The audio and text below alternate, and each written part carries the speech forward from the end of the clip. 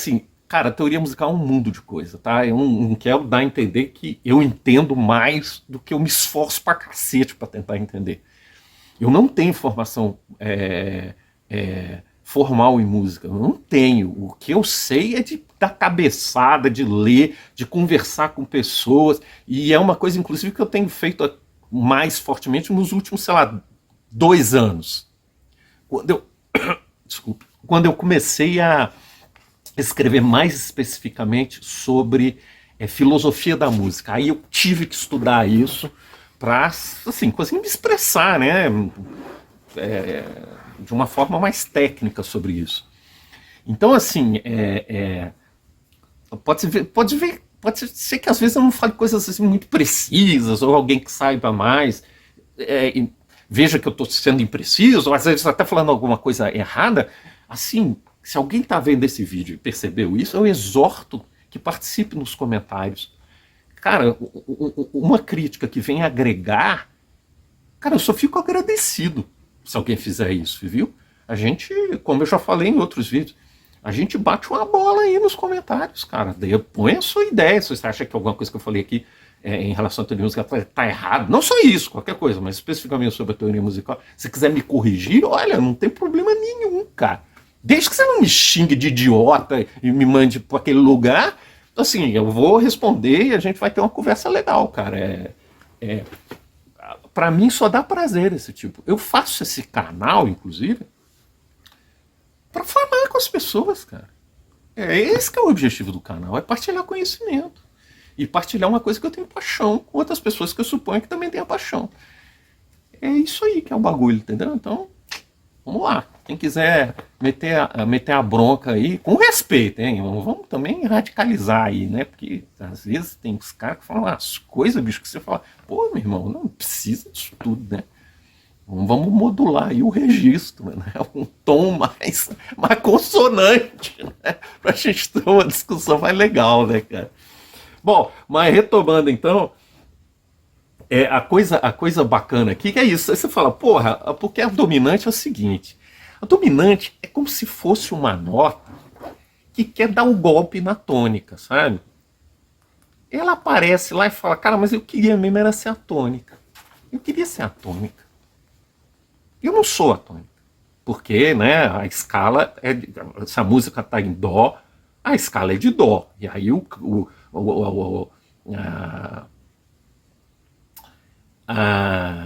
campo harmônico ou melódico vai ser dado pela escala de dó. Mas a dominante é essa nota muito interessante, cara, porque ela, além de dar o movimento, ser a nota que dá o movimento na frase musical, e aliás é por isso que ela dá o movimento, porque ela quer puxar o tapete da tônica, entendeu? Ela fala, porra, tônica, sabe? Não é você, sou eu, cara. Sou eu é que quero estar aí. Mas assim, ela nunca consegue fazer isso.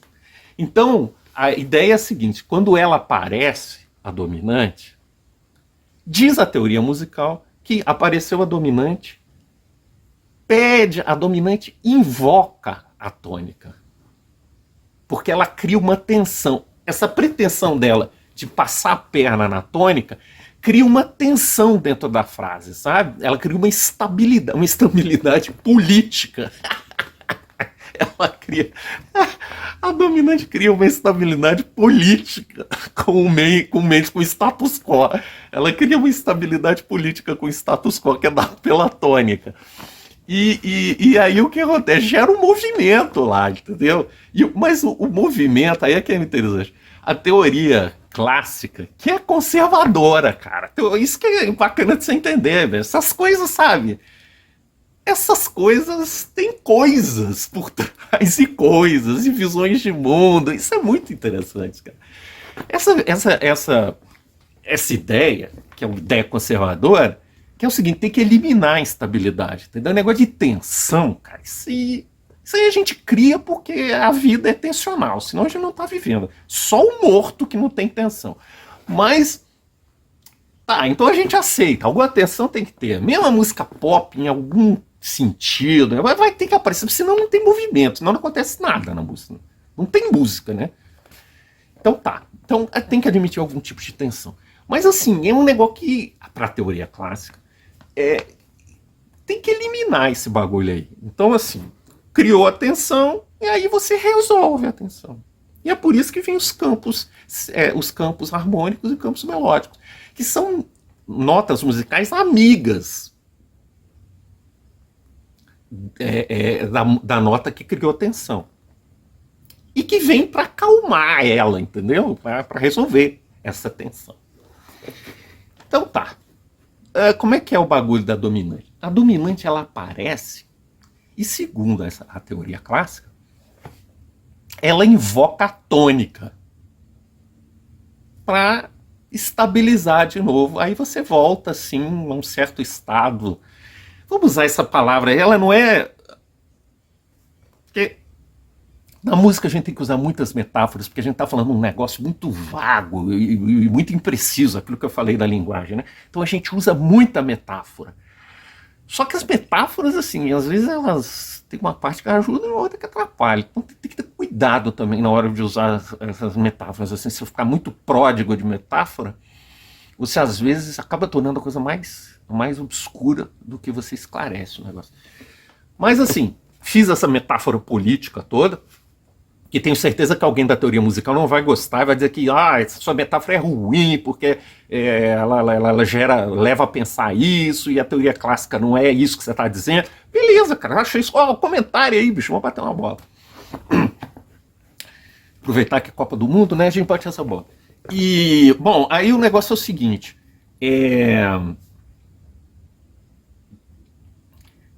isso aqui é o bacana. A dominante não aparece. Caramba, como é que é isso, cara? Não aparece.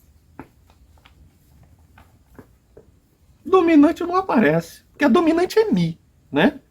A tonalidade da frase é Lá menor. A dominante é Mi. E cadê o Mi, cara? Não tem, o Mi não aparece. Lá Ré sustenido, Lá Si, Dó, Lá sustenido, Fá, Dó, Si, rapaz, o Mi não apareceu. O Mi não apareceu. Olha que estranho, cara. Acontece, não é obrigatório a dominante aparecer. Tá aqui o caso, não apareceu. Mas aí você se pergunta, porra, mas por que não apareceu, né? Porque as coisas, assim, pelo menos uma música que tem um significado, você está atribuindo significado, já tem significado, as coisas não são por acaso, né? O cara podia até não estar consciente, às vezes, não saber bem, mas assim, tinha uma intenção significativa, né? Tinha uma intenção, foi feito por uma pessoa que tinha uma significação significativa quando escreveu a música. E aqui, o bacana é o seguinte, como a dominante não aparece, você perde o movimento. É esse que é o custo da dominante não aparecer na sua frase musical. Você perde o movimento, cara. E isso, olha que bacana, né? Por isso que também é legal a gente conhecer um pouco de teoria musical. Porque às vezes você pode estar fazendo uma música, compondo, e, cara, você sente que a tua música está travada, sabe? Melodicamente travada. Então, assim, se você souber um pouco de teoria musical, isso pode te ajudar a destravar até uma composição que você estiver fazendo. Claro que você pode chegar intuitivamente a isso, mas se você já souber de antemão qual é, por exemplo, a dominante, isso te poupa transpiração, né? Te encurta o caminho.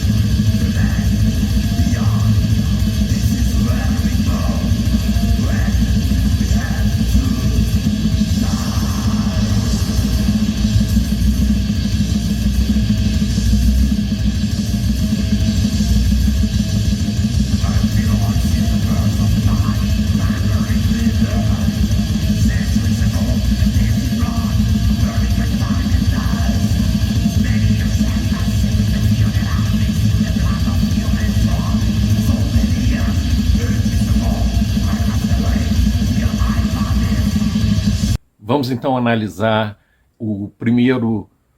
a primeira frase musical da Buried by Time and Dust, do Mayhem. Ela é a frase musical mais simples de todas que a gente vai analisar. A mais simples. Eu vou aqui no Mayhem, eu vou usar a mesma tática que eu usei para analisar o Algaion. O que eu quero dizer com isso? Eu vou mostrar a estrutura do ponto de vista melódico e não harmônico. Tá? Embora haja acordes em Buried by Time and Dust, por razões de simplificação, e eu não acho que, pelo menos eu não percebi uma importância assim, semântica maior nisso, então eu simplesmente não vou fazer essa análise. Porque, inclusive, assim, o objetivo desse vídeo, como está ficando, acho que já está claro, é a parte semântica. A parte estrutural que eu estou analisando é simplesmente para me municiar de ferramentas para poder fazer a parte semântica. Então, assim, se eu não perceber uma implicação semântica importante, eu não vou falar da parte formal. E por conta disso, então, eu não vou analisar como harmonias. Eu vou analisar a estrutura das músicas do Mayhem em melodia, embora elas sejam harmônicas, né? Sejam apresentadas em forma harmônica, em alguma medida, né? Também tem melodias mesmo. Bem, como eu já falei, esse aí que é um tema introdutório. É um tema introdutório. Ele vai introduzir o motivo principal, o tema principal que vai aparecer na segunda frase. Aqui, a estrutura melódica é a mais simples possível. A mais simples possível. Tá em Dó maior. Tá em Dó maior. Você percebe, né, que as músicas todas elas mantêm, quase todas, eu acho. Lá menor, Lá menor. Dark Throne é toda em Lá menor. O Algaion é toda em Dó maior. Não tem variação entre as frases musicais, não tem variação na tônica. As tônicas são as mesmas, né? O que reforça esse caráter assim mais simples, né, da estrutura do black metal norueguês. Não é uma estrutura sintaticamente rebuscada a melodias e as harmonias. Em geral, não é. A estrutura desse tema introdutório do Mayhem, 3 notas. Dó, Mi, Lá. Acabou, é isso. Dó, Mi, Lá. Né? A gente escutou aí. Tem 3 notas, né? Quer dizer, tem mais porque como eu já falei, está em harmônico, né? Mas não vou entrar nisso, não. Vamos fazer uma decomposição analítica aqui e pronto.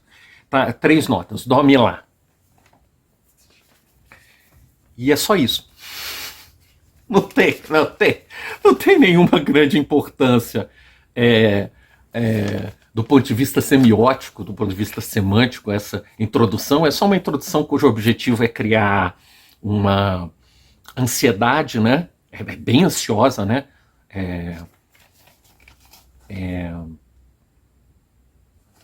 Cria, assim, né? Um certo nervosismo, né? Ansiedade, nervosismo, né? Nessa primeira frase. Bom, o único detalhe, assim, que é digno de nota é que a dominante ela não aparece. Bem, mas também não é assim nada tão grave, porque só tem 3 notas, não aparecer a dominante também não.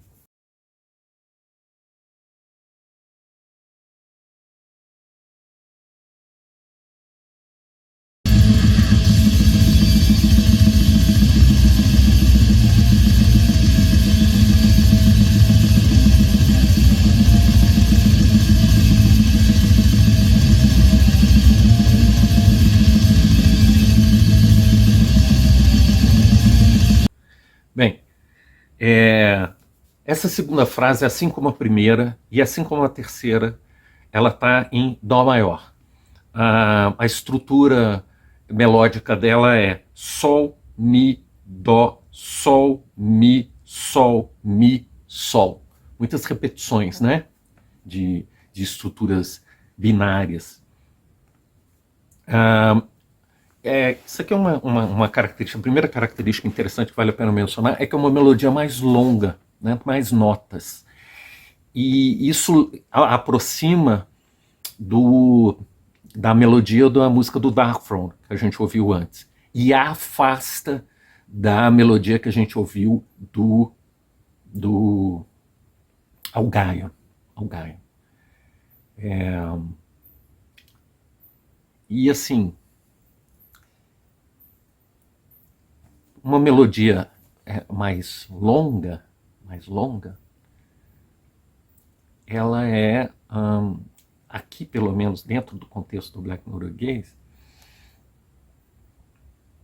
ela tende a ser menos hipnótica. E ela aumenta o dinamismo harmônico. Então, Birds by Time and Dust tem um dinamismo harmônico maior, assim como Transylvania Hunger, do que a do Algaio, né? Isso é interessante, essas coisas, porque mais dinamismo harmônico gera, aqui nesse contexto, faz perder um pouco esse caráter hipnótico, né? Porque a hipnose é caracterizada por frases curtas, né? O negócio tem que ser curto. Se for um texto gigante, a pessoa não é hipnotizada com textos gigantes, né? E assim, essa hipnose, essa coisa hipnótica e não sei o quê, está sempre ligada a essa coisa da abstração, né? De você não estar aqui nesse mundo empírico, vamos dizer assim, né? É uma coisa que gera uma certa assim, abstração, ou até mesmo uma contemplação, né? Está ligada a isso. E esse aumento de dinamismo harmônico te traz para o mundo histórico, para o mundo empírico. Isso vai ser importante, eu vou retomar esse elemento quando eu estiver fazendo mais, no final, a semiótica, comparando todas as músicas. Bem, então essa segunda frase, né, está em Dó maior, já dei a estrutura melódica dela. A dominante de Dó é Sol. E aí é interessante aqui, porque você tem muitas ocorrências de Sol, né? Aliás, praticamente só tem Sol, né, nessa melodia, né? Sol, Mi, Dó, Sol, Mi, Sol, Mi, Sol. E ainda a repetição. Olha como esse negócio é repetitivo, né? Que riff. Como tem uma repetição nesse. E é interessante, né? Interessante. Porque ao mesmo tempo que a frase é maior, mas tem muita repetição, né? Então, assim,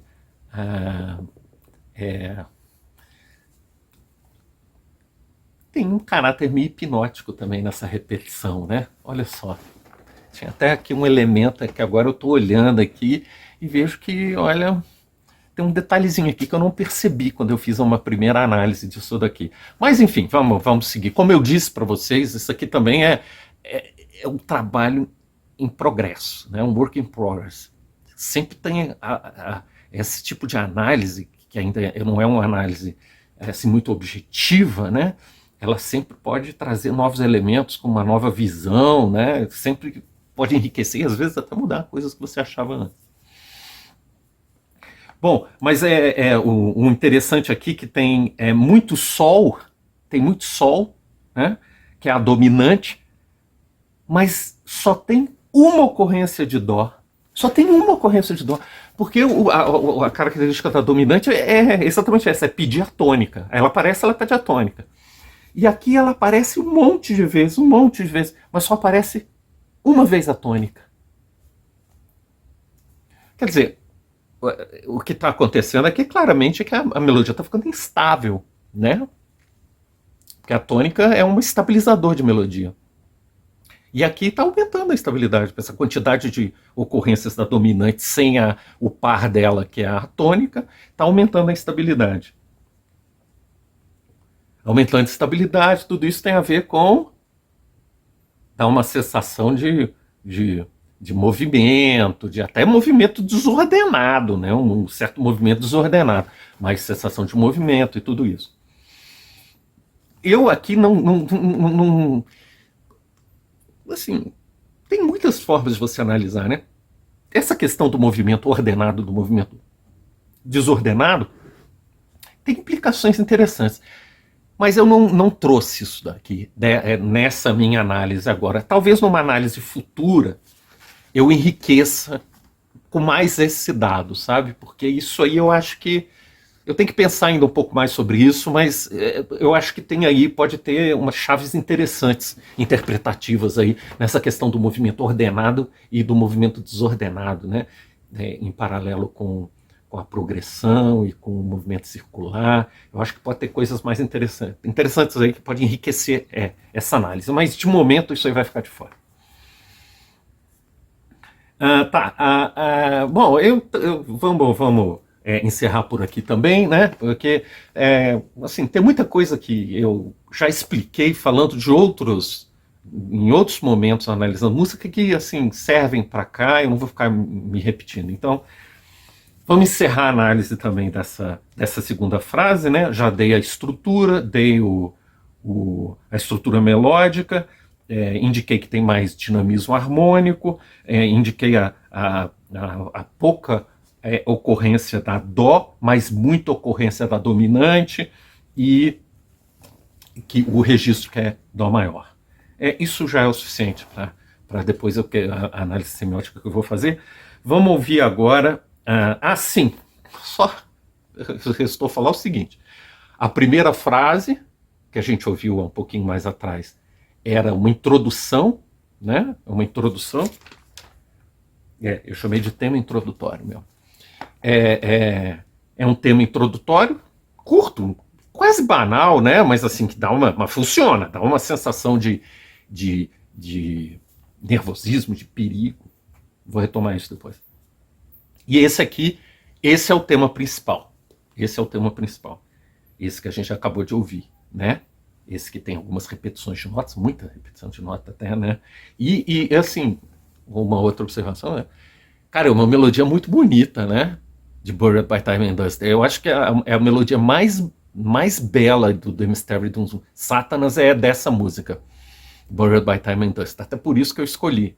Por outras razões também, mas eu adoro a melodia dessa música. Para mim, ela é ela rivaliza em beleza com a do Transylvania Hunger.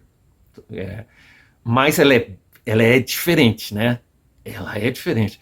Porque a do Transylvania Hunger tem aquele caráter brilhante, né? Aquele caráter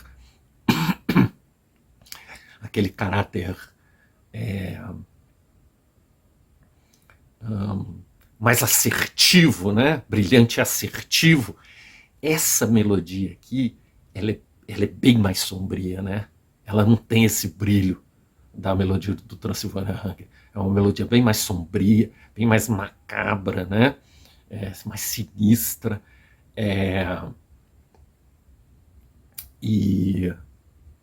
Mas assim, é belíssima também, né? Uma melodia belíssima. E o interessante é o seguinte, um detalhe que eu esqueci de falar, eu esqueço de falar bastante coisa, né? Porque é uma quantidade de informação, cara. E eu gosto de ser detalhista na medida das minhas capacidades, né? Então, o que eu sei, o que eu pensei, eu tento falar, sabe? No vídeo.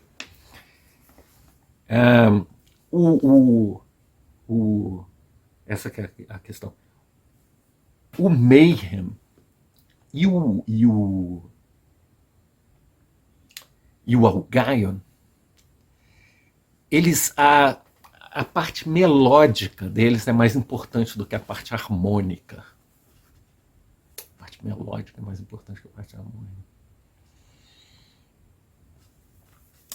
É importante mais no sentido da semiótico. É isso que eu quero dizer. No sentido semiótico. Então, assim, eu achei, por exemplo, tanto que eu estou apresentando sem os harmônicos, né? No Dark Throne eu apresentei com os harmônicos. É porque no Dark Throne, daquela música pelo menos, a parte harmônica ela tinha mais significado, entendeu? É isso que eu estou querendo dizer. Aqui, tanto no Algaion quanto no Mayhem, a parte mais interessante está na parte melódica. E não nessa parte harmônica. A parte harmônica, tanto que eu, assim, não é que não tem importância, mas eu aqui desprezei, né? Nem estou falando de harmônicos.